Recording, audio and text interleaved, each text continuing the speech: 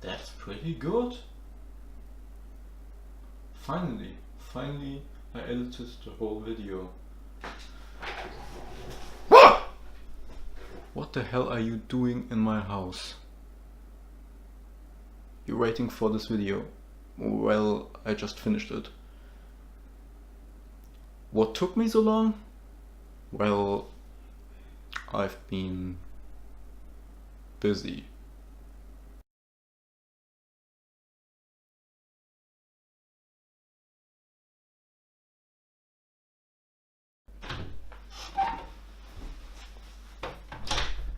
Well, I cannot wait to play the shit out of this.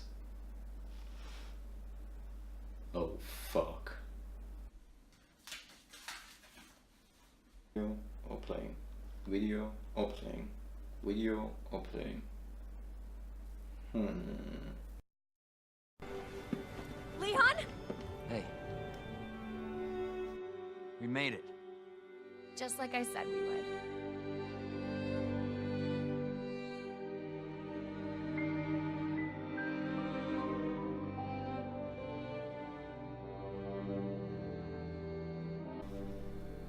So this was Resident Evil 2. Pretty good game. How long have I been playing? A whole month? Fuck. I gotta get onto that video. As of just said, I've been real busy. Anyway, you wanna see the video? So these are my top 10 films of 2018. Enjoy. And on the number 10 spot is the movie Deadpool 2. Before watching the movie, I didn't really know what to make out of this project, since the original director, Tim Miller, dropped out of this project pretty early on. He eventually was replaced with action director David Leitch. And if you don't know who David Leitch is, he's responsible for some of the best action scenes we have right now in cinemas. He made John Wick and Atomic Blonde. So I was really excited for the action scenes in Deadpool 2. But then again I asked myself if the missing of Tim Miller will be noticeable, especially in terms of jokes. Well, surprisingly it wasn't, since this movie very much builds on the original and pushes what that one did to 100. The action scenes are obviously a lot better in this one than in the first one. What really surprised me were the jokes. This film is just as funny, if not funnier, than the original. And this is something I thought was pretty much impossible. It lives up to the hype, plus plus. Fuck it, they probably won't even make it 3. Yeah, why would they? Stop it too. You killed it.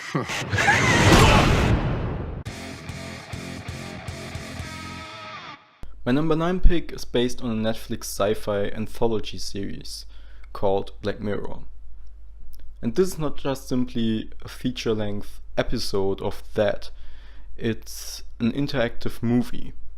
And now you might say, It's an interactive movie, not by its very definition automatically a video game and not a movie. I mean, if you consider this a film, then the Telltale games are also movies, aren't they?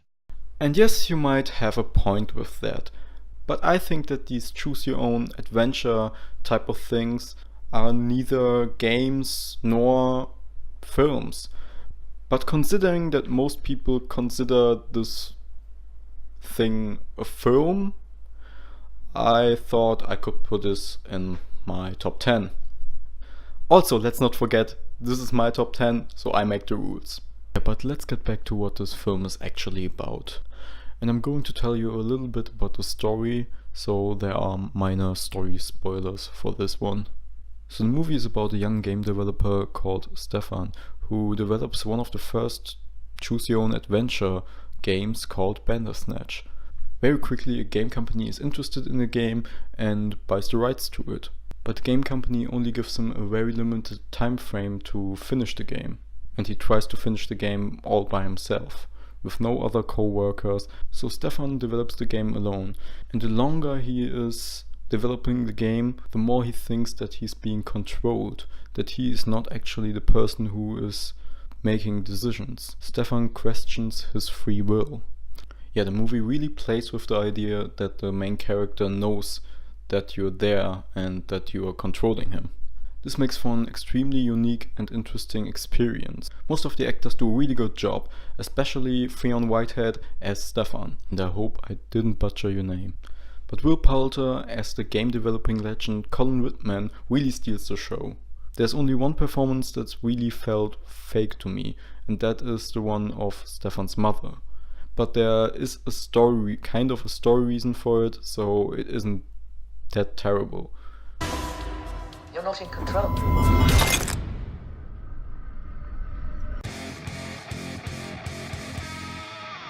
And my number 8 pick is Isle of Dogs. And the first thing that comes to mind when thinking of this movie is how well it's directed and animated.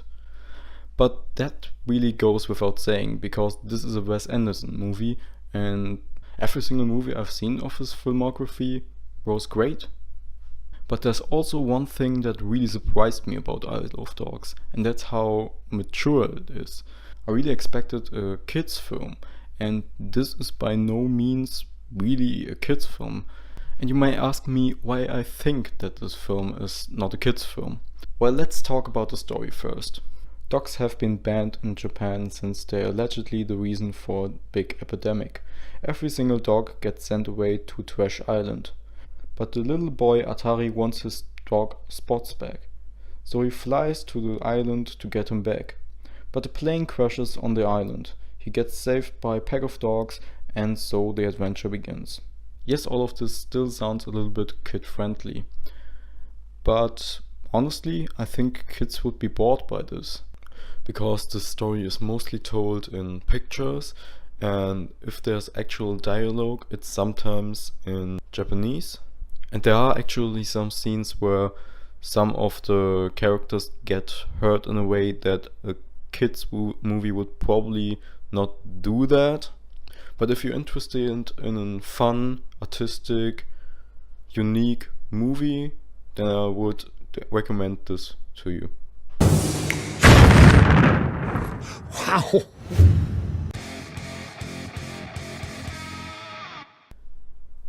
Alex Garland just fucking did it again. He made one of the best sci-fi films in recent memory. Again, you might ask? Yes, this man already made Ex Machina, which is a great film. But I'm not going to talk about Ex Machina right here. I'm going to talk about his newest film, Annihilation.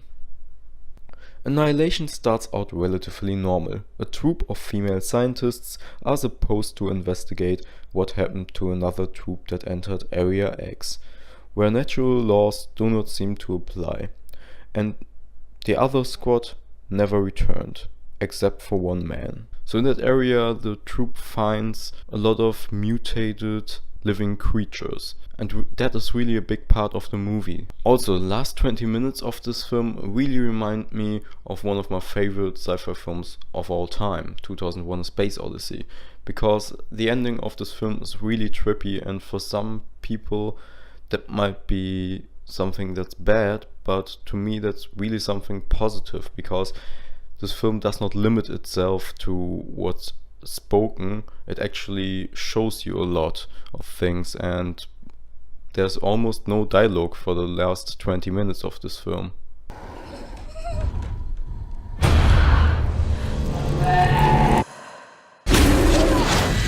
It's destroying everything. It's not destroying. It's making something new.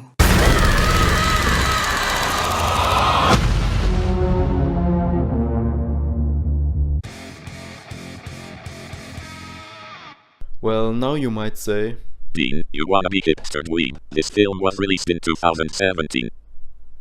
and yes, I'm aware of the fact that this film was originally released back in 2017. But in Germany, where I'm from, this film only got a wide release back in 2018. So I think I can actually put this film on the list. What do you like about this film? Well, how about just everything? This film is directed by one of my favorite directors, Guillermo del Toro. He made two of my favorite films, Pan's Labyrinth and Devil's Backbone. if you can see it right there. I'm actually gonna go grab it from the shelf. There it is. Beautiful media book. Great film. Well, let's get back to Shape of Water. Well, actually, no. Let's talk about what Shape of Water actually has in common with two of my favorite Guillermo del Toro films. First of all of these films are not based on pre-existing IPs. Del Toro creates these wonderful fairy tales from his own mind. Sure, Del Toro was inspired by the creature from the Black Lagoon in this film, but he still puts enough of his own ideas in this film. The creature design is crazy, and if I wouldn't know better, I would have thought the thing he created was real. This is just generally a thing I appreciate about Del Toro's films. He just knows how to make an interesting creature or a realistic looking one. Sally Hawkins as the mute main character Eliza is great in this film. So all in all, I don't really have too much to criticize about this film. I just love this movie. If I told you about her, what would I say? I wonder.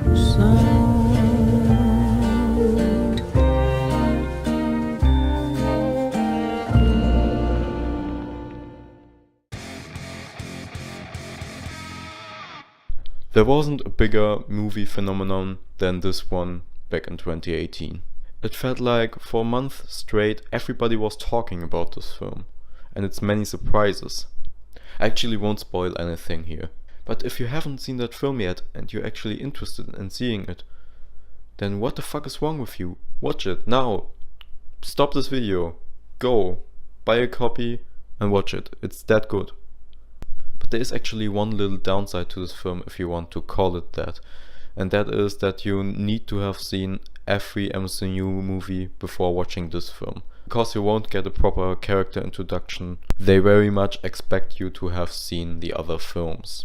But that being said, Thanos is probably one of my favorite MCU villains. Also, there wasn't really a film with this amount of epic battle scenes with high stakes in the last few years.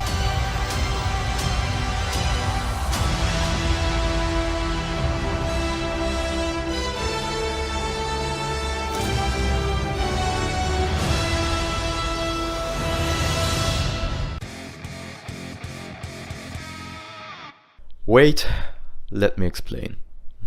Both of these movies had such similar concepts and both execute them equally well, so I thought I could place them both on my number 4.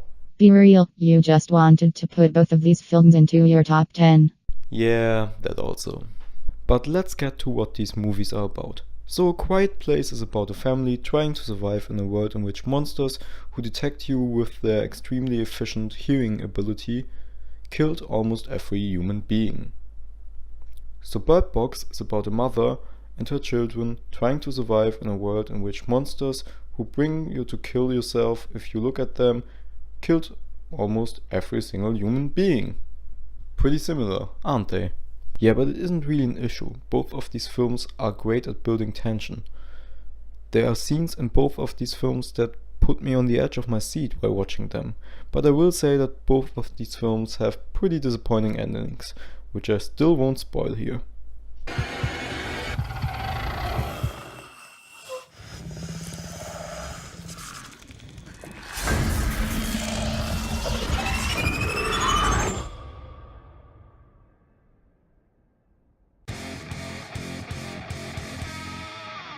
The first image I saw of this film was Nicolas Cage covered in blood holding a chainsaw.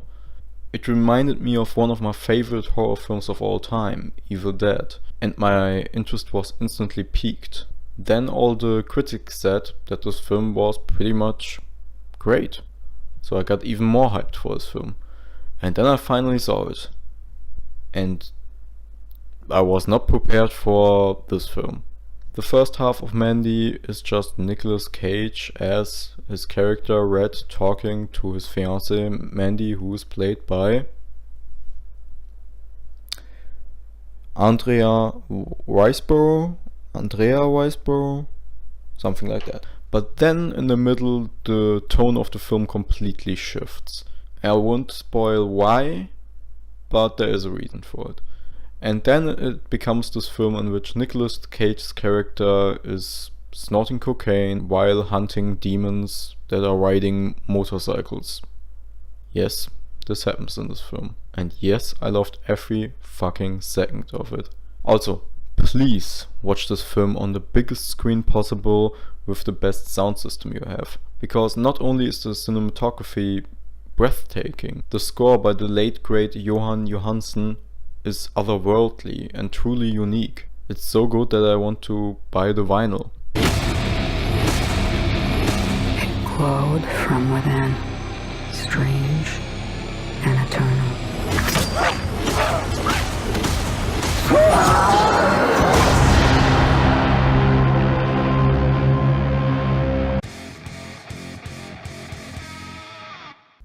A lot of times people tell you that a comic book movie really felt like a comic book, but it never really completely applies to these comic book movies.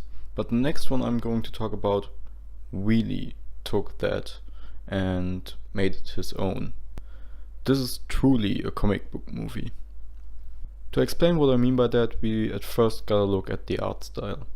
The film uses web boxes and bubbles stylistically throughout the film, and the animation itself looks really like it came straight from a comic book.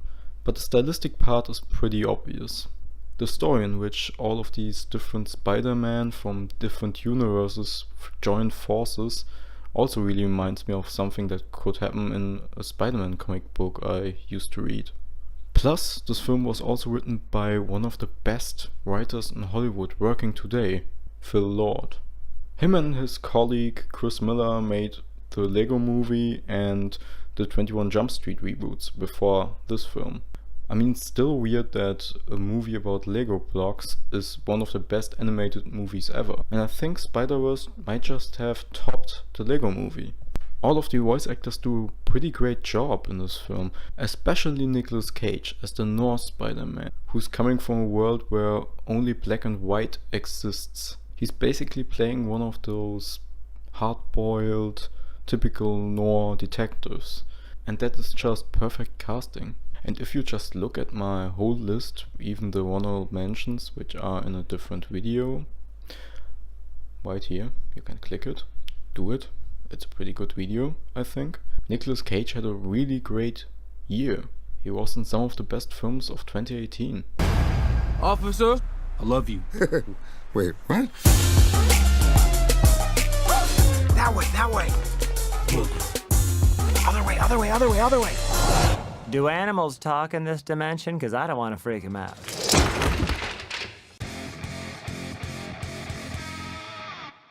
And here we are at my number one pick, Hereditary, one of the best horror films I have ever seen. This horror film achieved something that a lot of horror films in recent memory didn't achieve.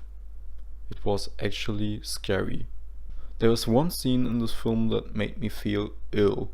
The scene was so unsettling to me that I actually needed to leave the auditorium and go to the bathroom. Yes, I have never seen a horror film that unsettled me like this before. And then you look at the first half hour and it really doesn't feel like that big of a horror film at first. It feels more like a family drama. And then slowly but surely the film becomes this nightmare.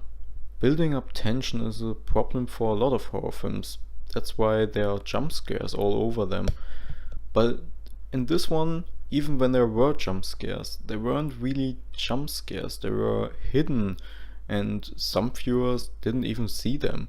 But if you saw them, they scared the shit out of you. It wasn't a typical jump scare of just a character jumping into your face.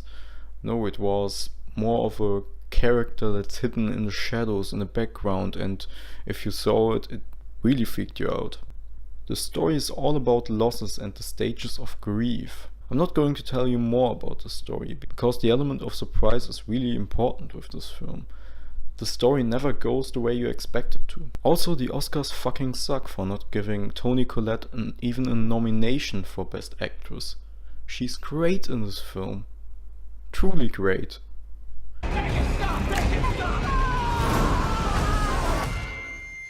I I just don't want to put any more stress on my family.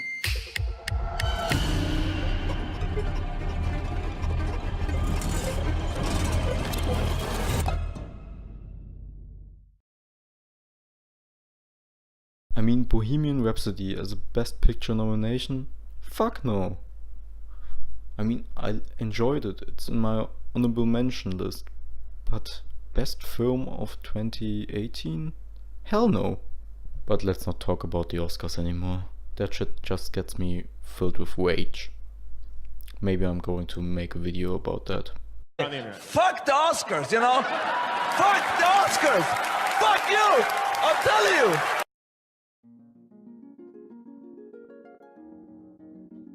Some very limited but the game company gives him but Will Poulter Alster. But there's only one character that really felt fake to me. That was Steven. But there was yes, all of this still sounds a little bit kind. Sure, Telltale. Felt like Frost. But if you ever... Yeah. What the fuck? What the fuck am I doing with my life? What the fuck am I doing? That's a nice noise, isn't it? I'm just fucking up right now. What the fuck is happening? This is such a simple sentence. Just do it. Just do it. Bubbles for... The story also really reminds me of... This horror film achieved something that a lot of horror films in recent memory...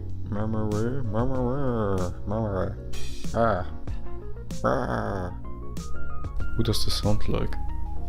Stitch.